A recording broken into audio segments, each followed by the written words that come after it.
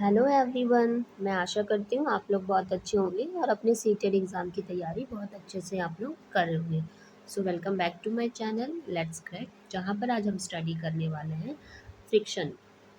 आज जो है डे 9 है और आज हम पढ़ने वाले हैं फ्रिक्शन यानी घर्षण। चैप्टर को कंप्लीट करेंगे, समझेंगे, अंडरस्टैंड करेंगे। सो इसके पहले क्लास 8 तक 8 क्लास हो चुके हैं और अगर आप नहीं देखे हो तो उसको ज़रूर जाकर देखिए, ताकि आपकी कंसेप्ट जो है वो सीक्वेंसली बिल्ट होते चली जाए और चीज़ें आपको समझ में आए। और जब आप क्लास देखोगे, कोई भी आपके डाउट्स बनते हैं तो आप कमेंट बॉक्स में अपना कमेंट जो है, डाउट जो है, लिख सकते हो। ओके, तो चलिए इस क्लास को हम स्टार्ट करते हैं बिना किसी देरी के।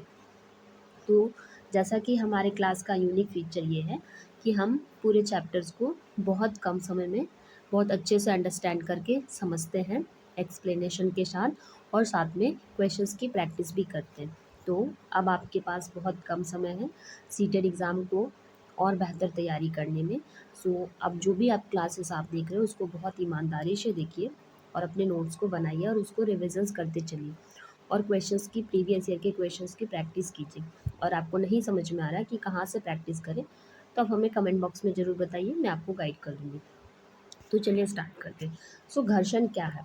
घर्षण क्या है यानी कि फ्रिक्शंस क्या है? यहाँ पर हम जानेंगे कि फ्रिक्शन ना, you know, friction is a contact force. इसके पहले वाले चैप्टर्स में हम लोग पढ़े थे फोर्स एंड प्रेशर।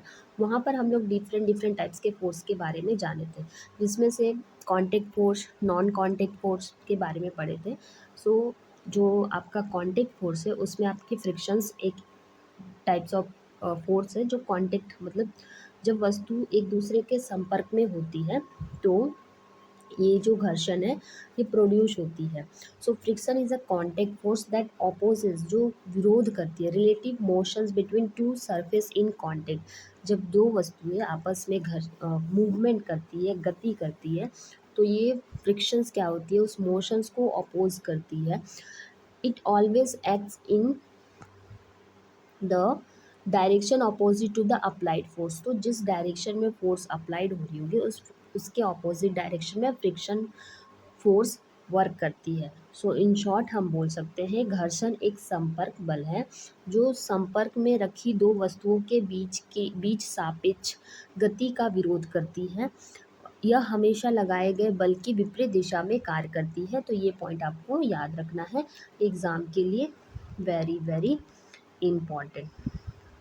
ओके, ठीक है। तो होप सो यहाँ तक आपका पॉइंट क्लियर हो गया होगा। फ्रिक्शन, जैसे हम लोग जब मूवमेंट करते हैं, हम लोग जब वॉक करते हैं रास्ते पर, तो क्या होती है, फ्रिक्शन फोर्स वर्क करती है। या फिर हम किसी पेंसिल्स को या फिर बॉल को लुढ़का रहे होते हैं या किसी चीज़ को रोल कर रहे होते हैं, रोलिंग मूवमेंट में होती है, तो वहाँ पर भी फ्रिक्शन प्रोड्यूस होता है। तो हम सभी चीज़ों को जानेंगे कि फ्रिक्शन फोर्स कितने तरह के होते हैं, उसके बारे में भी हम समझेंगे। इस पॉइंट को समझने में कोई भी अगर परेशानी होती है, कोई भी डाउट्स आता है, तो प्लीज़ हमें कमेंट बॉक्स में ज़रूर बताइए। और हाँ, चैनल को ज़रूर सब्सक्राइब कर लीजिएगा, लाइक कीजिएगा और अपने दोस्तों के साथ शेयर कीजिएगा अगर वीडियो आपको अच्छी लग रही है। नेक्स्ट हम यहाँ पर देखेंगे। सो देखिए, ये है आपका यहाँ पर फ्रिक्शन फोर्स, यहाँ पर क्या है, वर्क कर रहा है। ये ऑब्जेक्ट है, ठीक है, और ये एक सरफेस है जहाँ पर ये दोनों एक दूसरे से क्या कर रहे हैं, कांटेक्ट कर रहे हैं। सो ये आपका देखिए अप्लाइड फोर्स जो है इस डायरेक्शन में और फ्रिक्शन फोर्स जो है इस डायरेक्शन में अप्लाइड हो रहा है। तो direction of friction force opposing applied forces. तो यहाँ पर आपको चीज़ें समझ में आ गई होगी। अब हम यहाँ पर जानेंगे कॉजेज ऑफ फ्रिक्शंस, यानी घर्षण के क्या कारण हैं। Friction is caused by the interlocking और of irregularities on the two surface in contact. Even smooth looking surface have micro levels bumps on and grooves. So क्या होती है, घर्षण जो है दो सतहों के बीच जो अनियमितताओं के कारण जो irregularities उत्पन्न होती है के अंत बंधन के कारण, मतलब इंटरलॉकिंग जो पैटर्न होती है उसके थ्रू जो है फ्रिक्शन हमारा क्या होता है, प्रोड्यूस होता है। ओके, तो फ्रिक्शंस का ये कारण आपको समझ में आ गया। चिकनी दिखने वाली सतहों पर भी सूक्ष्म स्तर पर उभार और खांचे आते हैं। मतलब क्या है ना, कि जो सरफेस जितना ज़्यादा खुरदुरा, इरेगुलर, अनइवन होगा वहाँ पर जो फ्रिक्शन फोर्स है उतना ज़्यादा ही प्रोड्यूस होगा, और जो सरफेस जितना ही स्लिपी होगा, जितना ही चिकना होगा, जितना स्मूथ होगा, वहाँ पर फ्रिक्शन फोर्स उतना ही कम लगने वाला है। ओके, तो इस पॉइंट का ये मतलब है यहाँ पर। होप सो ये पॉइंट आपके क्लियर हो गए होंगे। अब हम यहाँ पर जानेंगे कि ऐसे कौन कौन से फैक्टर हैं जो फ्रिक्शन फोर्स को अफेक्ट करती है। सो यहाँ पर nature of surface and normal force and weight. Nature of surface means roughness versus smoothness. अभी मैं आपको बताई रफ मतलब क्या, खुरदरी चीज़, जो वस्तु जितनी ज़्यादा खुरदरी होगी वो उस मोशंस को उतना ज़्यादा अपोज करेगी और फ्रिक्शन फोर्स उतना ही ज़्यादा प्रोड्यूस होगा, और जो सरफेस जितना ही ज़्यादा स्मूथ होगा वो उतना ही ज़्यादा कम फ्रिक्शन प्रोड्यूस करेगा। ओके, तो इस पॉइंट का ये मतलब है। और कोई वस्तु कितना ही स्मूथ क्यों ना हो बट फिर भी उसमें छोटे छोटे ग्रुप्स पाए जाते हैं माइक्रो लेवल्स के। सो घर्षण को प्रभावित करने वाले कुछ कारक। तो पहला जो कारक है सतहों की प्रकृति यानी nature of surface, and the second reason is that normal surface यानी weight, how hard the surface are press together, मतलब सामान्य बल या भार सतहों को आपस में कितने बल से दबाया जाता है, इस वस्तु पर भी, इस नेचर पर भी डिपेंड करती है कि फ्रिक्शन कितना ज़्यादा प्रोड्यूस होगा या फिर कितना ज़्यादा कम प्रोड्यूस होगा। लोगों को यहाँ तक पॉइंट क्लियर हो गया होगा। कोई भी डाउट्स हो तो हमें कमेंट बॉक्स में ज़रूर बताइए। सो यहाँ पर तो आप यहाँ पर देख सकते हैं ये आपका पहला सरफेस है,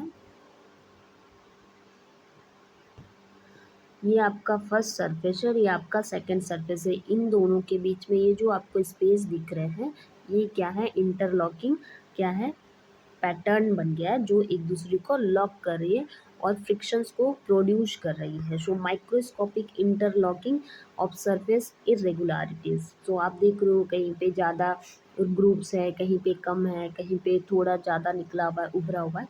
तो इसे क्या है, अनइवन सरफेस है, नॉट इवन मतलब पूरी तरह से समान नहीं है, उबड़ खाबड़ खुरदरी है सरफेस, तो जिससे क्या होती है इंटरलॉकिंग पैटर्न जो क्रिएट हो जाती है और ये क्या करते हैं मोशन को अपोज करते हैं मूवमेंट के लिए। अब हम जानेंगे टाइप्स ऑफ फ्रिक्शंस क्या है। तो घर्षण के कितने प्रकार है, there are different types of घर्षण। फ्रिक्शंस के बहुत सारे प्रकार होते हैं जिसमें जो one of the very important types जो है हमें पढ़ना है, स्टैटिक फ्रिक्शन।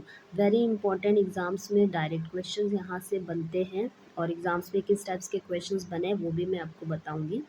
सो जो स्टैटिक फ्रिक्शन है, acts when an object is at rest. तो स्टैटिक फ्रिक्शन जो है जब वो ऑब्जेक्ट रेस्ट पर रहती है तो ये वर्क करती है, and force is applied to move it, self adjusting up to a limit. So इसे हम लिमिटिंग फ्रिक्शन भी कहते हैं। तो यह जो स्टैटिक फ्रिक्शन है तब कार्य करती है जब वस्तु शांत हो, वस्तु विराम अवस्था में हो, वस्तु मूवमेंट नहीं करी हो, तब ये स्टैटिक फ्रिक्शन वर्क करती है और उसे गति में लाने का प्रयास करती है। यह स्वतः समायोज्य होता है, यह सेल्फ लिमिटिंग होती है, यह खुद से लिमिट अपने आप को करती है। सो इसमें जो फ्रिक्शन प्रोड्यूस होता है ये बहुत ही ज़्यादा, सबसे हाईएस्ट फ्रिक्शन अगर कोई फोर्स क्रिएट कर रहा है तो वो स्टैटिक फ्रिक्शन जो है सबसे ज़्यादा स्टैटिक फ्रिक्शन फोर्स को प्रोड्यूस कर रहा है। ओके, घर्षण को। नेक्स्ट जो हम जानेंगे sliding friction. So sliding friction जो है as compare to static friction थोड़ा कम घर्षण प्रोड्यूस करेगा। तो स्लाइडिंग फ्रिक्शन यानी सर्पी घर्षण बोलते हैं इसे, और इसमें क्या है, यह एक वस्तु मतलब जब एक वस्तु दूसरी वस्तु की सतह पर सरकती है, जब हम किसी चीज़ को सरकाते हैं तो एक स्टैटिक जो घर्षण होती है वो कम होती है क्योंकि अंतःबंधन का समय यहाँ पर इंटरलॉकिंग जो टाइम चाहिए वो बहुत कम मिलता है as compare to static friction. That's why यहाँ पर जो होती है फ्रिक्शन वो मीडियम प्रोड्यूस होती है। क्या होती है, मीडियम प्रोड्यूस होती है। So it acts when an object slide over the surface of another slightly smaller than static friction because interlocking gets less time। यहाँ पर इंटरलॉकिंग के लिए बहुत कम समय मिलती है। तो ये भी पॉइंट आपके क्लियर हो गए होंगे। दूसरा जो हम तीसरा जो हम जानेंगे, रोलिंग फ्रिक्शन क्या है। रोलिंग मतलब लॉटनिक घर्षण क्या है। तो लॉटनिक घर्षण यानी रोलिंग घर्षण में क्या होती है, सबसे कम फ्रिक्शन प्रोड्यूस होती है as compare to static friction, as compare to sliding friction. Okay, so ये जब एक वस्तु दूसरी वस्तु की सतह पर उलटती है, जब हम किसी ऑब्जेक्ट्स को जमीन पे, सरफेस पे, धरातल पर लुढ़काते हैं, तो ये रोलिंग फ्रिक्शन प्रोड्यूस होती है। यह सर्पी घर्षण की तुलना में घर्षण को बहुत कम कर देती है, तो ये और भी ज़्यादा फ्रिक्शन प्रोड्यूस करती है। ठीक है, फ्रिक्शन कम प्रोड्यूस करती है, सबसे कम फ्रिक्शन प्रोड्यूस करती है। तो ये आपके 3 फ्रिक्शन हुए, स्टैटिक फ्रिक्शन, स्लाइडिंग फ्रिक्शन और रोलिंग फ्रिक्शन। आपको याद रखना है किस तरह से, सीक्वेंस क्या है, एस स्क्वायर आर याद किया है, एस एस आर कर लीजिए। एस से static greater than sliding friction greater than rolling friction. So roll जो है वो लास्ट में आएगा, इसमें सबसे कम घर्षण प्रोड्यूस होता है। एंड देन हम जानेंगे फ्लूइड फ्रिक्शन क्या है, या फिर ड्रैग जिसे कहते हैं, तरल घर्षण या कर्षण कहते हैं। सो frictional forces exerted by fluid. Fluid में क्या क्या होता है, लिक्विड्स एंड गैसेस होते हैं। तो लिक्विड और गैस के थ्रू जो फ्रिक्शन प्रोड्यूस हो रहा है उसे हम ड्रैग करते हैं या फिर फ्लूइड फ्रिक्शन करते हैं, तरल घर्षण करते हैं। ओके,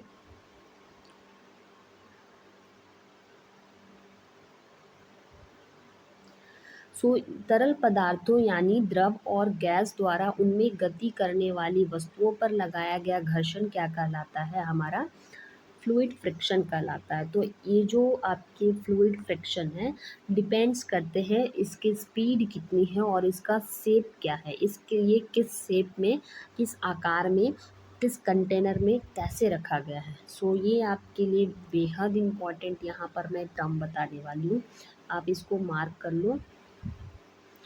ये एग्ज़ाम में बिल्कुल आने वाला है, क्योंकि ये बीपीएससी टीआरई 4 में भी आया है, सीटेड एग्ज़ाम्स में भी आए हैं, टीजीटी पीजीटी लेवल में भी ये क्वेश्चंस पूछे ही जाते हैं। Very very important, very very important पूछ लेगा। इसको या तो इंक्रीजिंग ऑर्डर में बढ़ाओ या फिर इसको डिक्रीजिंग ऑर्डर में, या तो ऑलरेडी क्वेश्चंस फॉर्मेट में दे देगा, पूछेगा ट्रू है या फॉल्स है, या फिर आपको अरेंज करने पूछ लिया जाएगा। तो वेरी इंपॉर्टेंट। नेक्स्ट हम यहाँ पे जानेंगे concept flow chart for revision. तो यहाँ पर आपको एक मैं फ्लो चार्ट दे रही हूँ जिसको आपको याद रखनी है। ओके, सो देखिए हमने यहाँ पे फ्रिक्शंस के बारे में पढ़ा। फ्रिक्शन यानी घर्षण, घर्षण यानी दो ऑब्जेक्ट जब एक दूसरे के कांटेक्ट में मोशन करती है तो उसमें क्या प्रोड्यूस होती है, घर्षण। ओके, वो क्या करती है, मूवमेंट को अपोज करती है। तो घर्षण के डिफरेंट टाइप्स हमने पढ़े, static friction, roll sliding friction, then rolling friction and then fluid friction। And इसमें एक इंक्रीजिंग मतलब किस तरह से बढ़ाव होती है, तो वो हम जानेंगे। ट्रीटेड टायर्स, तो स्टैटिक फ्रिक्शंस का एग्जांपल क्या है, हम कहाँ पे देखते हैं, जो यातायात जब होती है, यानी जब व्हीकल्स जब मूवमेंट करती है तो ट्रीडेड जो टायर्स होते हैं वहाँ पर हम स्टैटिक फ्रिक्शंस ज़्यादा देखने को मिलती है। स्लाइडिंग फ्रिक्शंस में क्या होते हैं, ग्रूव्ड जो सोल्स होते हैं, जूते जब हम पहनते हैं तो उसमें कोई किस प्रकार के फ्रिक्शंस होते हैं, स्लाइडिंग फ्रिक्शंस होते हैं। ब्रेक पैड्स जब गाड़ी चलती है और जब हमें ब्रेक लगाना होता है तो उसमें क्या कौन टाइप किस प्रकार के फ्रिक्शंस देखने को मिलती है, रोलिंग फ्रिक्शंस प्रोड्यूस होती है। ठीक है, और फ्लूइड ड्रैग्स यानी कोर्स पाउडर का जब हम यूज़ करते हैं, मतलब जब हम कैरम वगैरह खेलते हैं तो आप देखिएगा पाउडर का इस्तेमाल करते हो फ्रिक्शंस को कम करने के लिए। सो हम ये इस तरह से इंक्रीज़ होती है, इस तरह के जो ऑब्जेक्ट्स जब मूवमेंट करती है तो हमें ये देखने को मिलता है। बट इसमें हम इस फ्रिक्शंस को यानी स्टैटिक फ्रिक्शंस को रिड्यूस करने में किस तरह के लुब्रिकेंट्स का यूज़ करते हैं, तो हम यहाँ पर क्या करते हैं, लुब्रिकेंट्स का यूज़ करते हैं स्टैटिक फ्रिक्शंस के लिए, बॉल बियरिंग का यूज़ करते हैं स्लाइडिंग फ्रिक्शंस के लिए, एंड स्ट्रीम लाइनिंग के लिए, जो स्ट्रीम लाइनिंग होती है वो हम रोलिंग फ्रिक्शंस को रिड्यूस करने के लिए यूज़ करते हैं। एंड फाइन टाल्क पाउडर जो होती है, आप कैरम से याद रखिएगा, और ये फ्लूइड ड्रैग यानी फ्लूइड फ्रिक्शंस को रिड्यूस करने में मदद करती है। So very important, we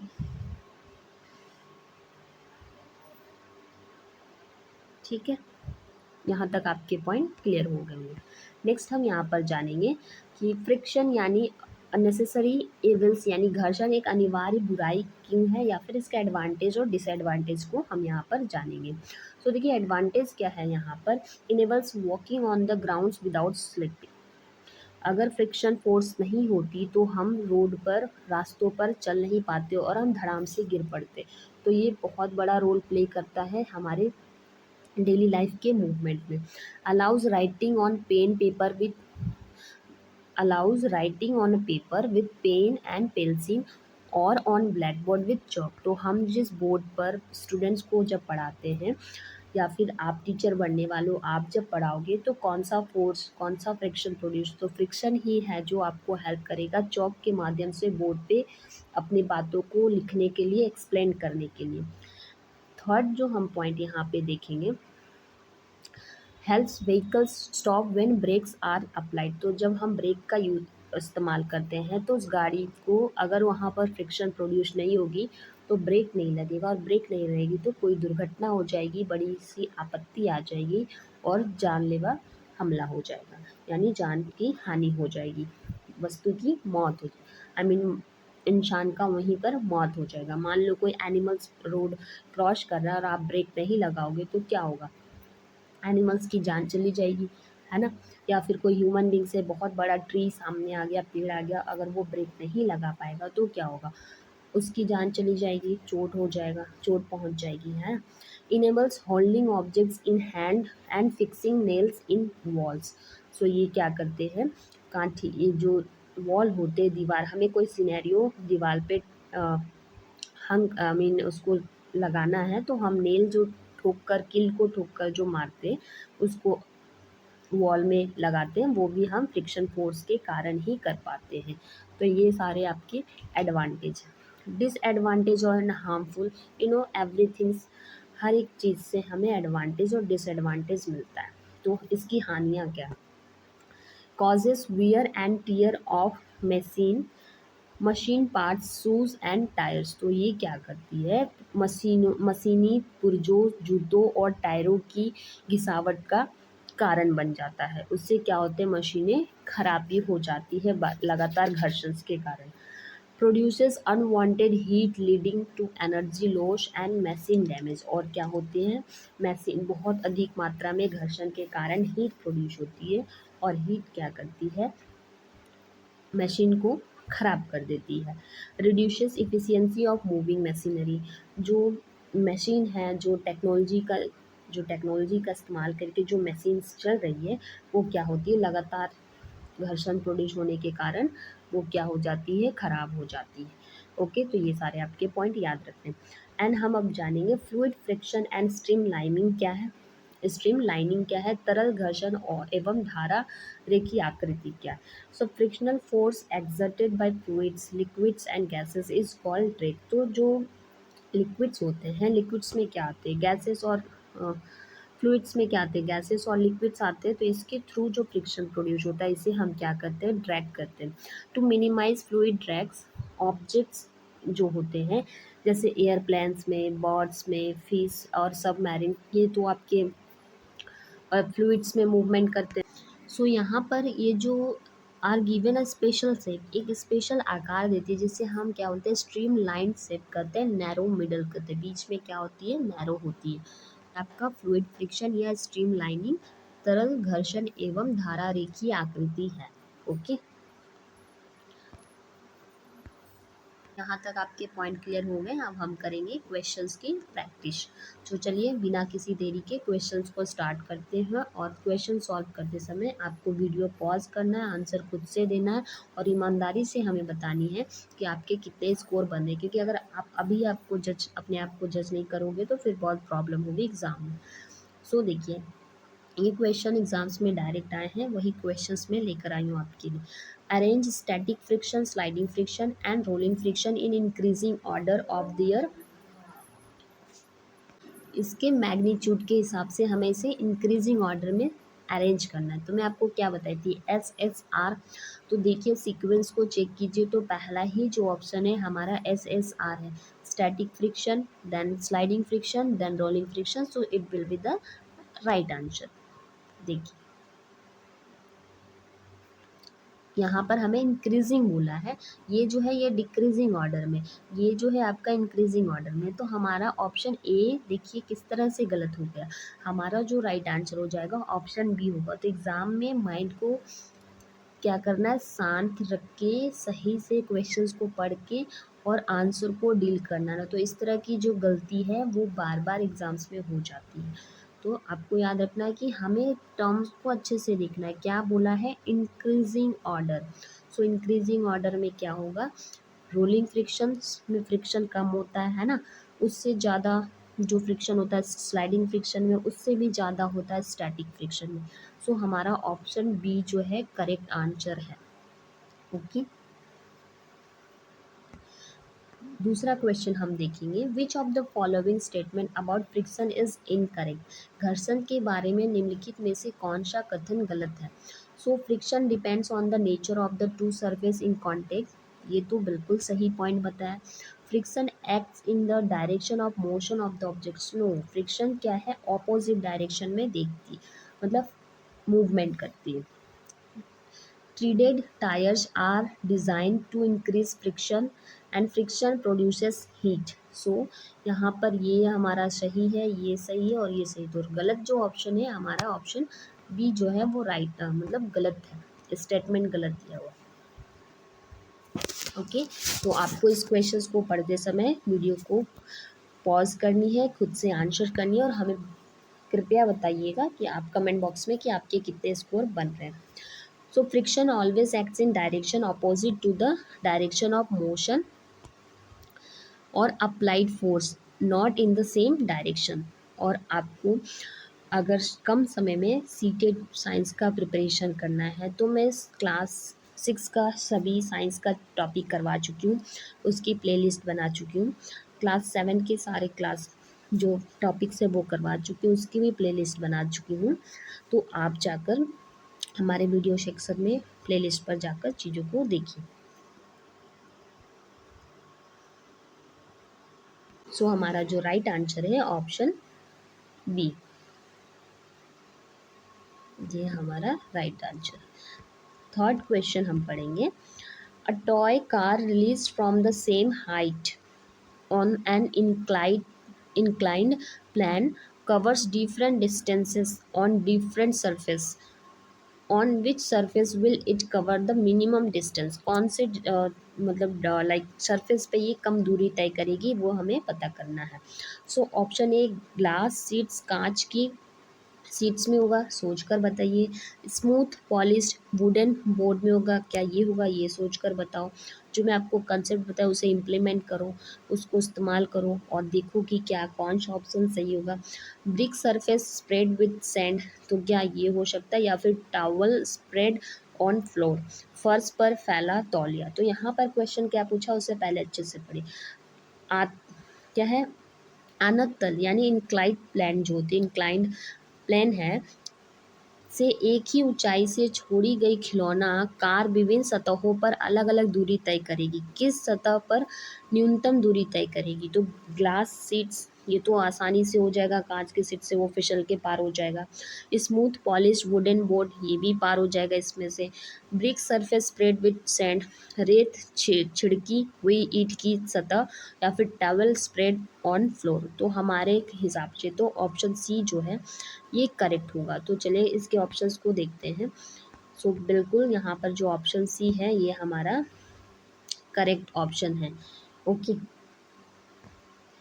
and then हम यहाँ पर क्वेश्चन नंबर 4 को पढ़ेंगे। Gymnasts apply a coarse substance on their hands to, तो जो जिम्नास्ट होते हैं अपने हाथों पर एक रूखा खुरदरा पदार्थ लगाते हैं, इसे क्या करते हैं, मतलब ये क्या करते हैं, decrease friction for smooth movement, चिकनी गति के लिए घर्षण कम हेतु, increase friction for a better grip, बेहतर पकड़ के लिए घर्षण बढ़ाने हेतु, make hand soft and sweet free और अवॉइड स्किन इरिटेशन। तो देखिए ये तो ऑप्शन होगा नहीं। हैंड्स को सॉफ्ट बना के क्या करेंगे भाई, हमें तो जिमनास्ट में फाइट करनी। Increase friction for a better grip, so I think ये राइट होगा। And decrease friction for smooth movement, so नहीं, हमारा जो ऑप्शन बी होगा वो राइट आंसर होगा, ऑप्शन बी।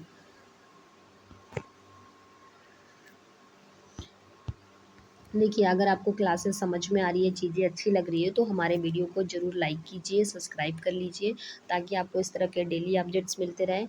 और बीपीएससी टीआरई के लिए भी बहुत जल्द मैं क्लासेस लेके आने वाली हूँ, और सीटेट का प्रीवियस ईयर का क्वेश्चंस पेपर भी मैं बहुत जल्द करवाने वाली हूँ। एक बार हमारा ये चैप्टर फिनिश हो जाए तो फिर हम क्वेश्चंस की प्रैक्टिस ही करने वाले हैं।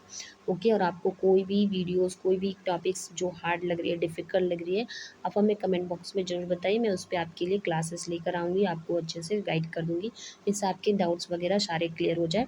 और टेलीग्राम चैनल को ज़रूर ज्वाइन कर लीजिएगा, कुछ भी डाउट्स हो आप वहाँ पर पूछ सकते हो। Question 5, why are ball bearing used in ceiling fans and bicycles. तो छत के पंखों और साइकिलों में बॉल बियरिंग का उपयोग क्यों किया जाता है। सो यहाँ इस क्वेश्चंस का राइट आंसर क्या होगा वो हम देखेंगे। So option A, to convert static friction into sliding friction, to convert sliding friction into rolling friction, and option C, to convert rolling friction into static friction, and option D, to completely eliminate frictions। तो यहाँ पर जो right answer हमारा होगा option B हो जाएगा। Sliding frictions को हमें रोलिंग फ्रिक्शन में बदलना है, क्योंकि स्लाइडिंग फ्रिक्शंस क्या है, इसमें घर्षण as compare to rolling friction घर्षण ज़्यादा होता है, और रोलिंग फ्रिक्शन में क्या है, घर्षण कम होती है। So ball bearing replace sliding friction with rolling friction which is significantly smaller, thereby saving energy. तो यहाँ पर क्या करेंगी, एनर्जी को सेव करेगी। क्वेश्चन नंबर 6 देखेंगे। Fluid friction does not depends on which of the following factor. तो यहाँ पे बोला गया है कि जो फ्लूइड फैक्टर है, फ्लूइड फ्रिक्शन है, वो कौन से फैक्टर पर डिपेंड नहीं करती है, ये हमसे पूछा गया है।